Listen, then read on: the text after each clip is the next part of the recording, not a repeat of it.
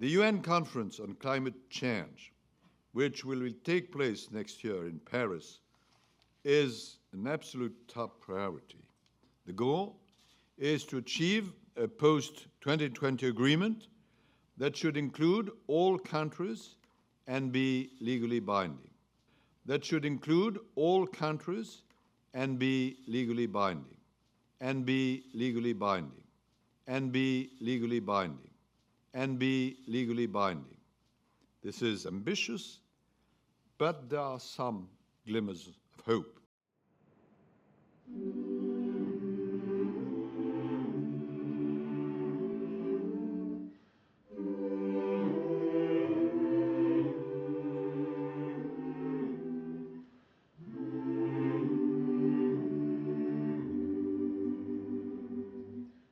At this time of year, few sights evoke more feelings of cheer and goodwill than the twinkling lights of a Christmas tree.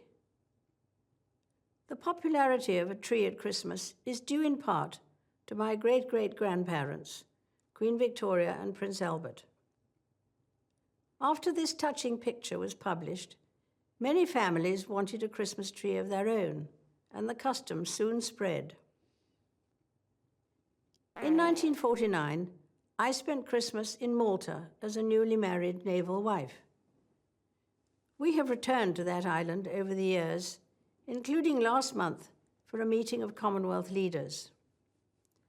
And this year, I met another group of leaders, the Queen's Young Leaders, an inspirational group, each of them a symbol of hope in their own Commonwealth communities. Gathering round the tree gives us a chance to think about the year ahead.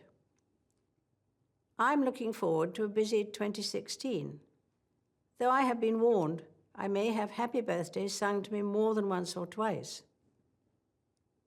It also allows us to reflect on the year that has passed, as we think of those who are far away or no longer with us.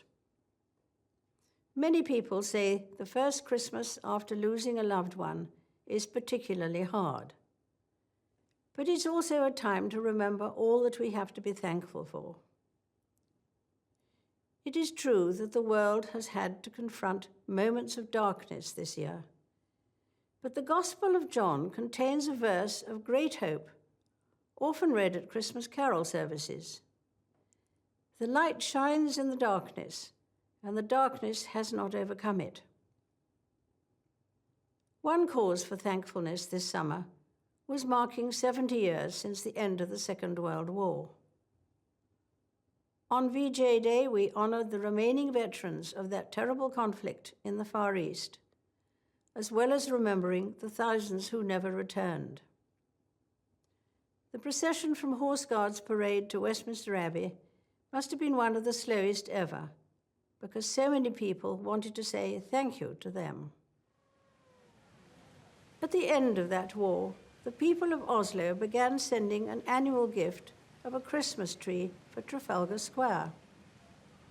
It has 500 light bulbs and is enjoyed not just by Christians, but by people of all faiths and of none.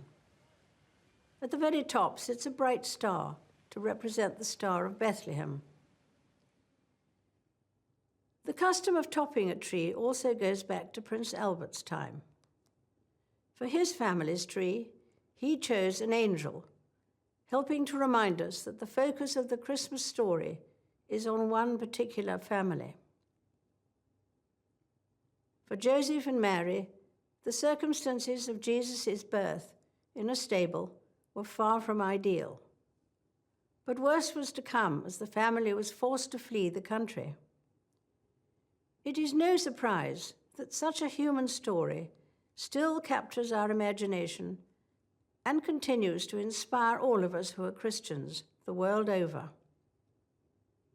Despite being displaced and persecuted throughout his short life, Christ's unchanging message was not one of revenge or violence, but simply that we should love one another. Although it is not an easy message to follow, we shouldn't be discouraged. Rather, it inspires us to try harder, to be thankful for the people who bring love and happiness into our own lives, and to look for ways of spreading that love to others, whenever and wherever we can. One of the joys of living a long life is watching one's children, then grandchildren, then great-grandchildren help decorate the Christmas tree. And this year, my family has a new member to join in the fun. The customary decorations have changed little in the years since that picture of Victoria Albert's tree first appeared, although, of course, electric lights have replaced the candles. There's an old saying that it is better to light a candle than curse the darkness. There are millions of people lighting candles of hope in our world today. Christmas is a good time to be thankful for them and for all that brings light to our lives. I wish you a very happy Christmas.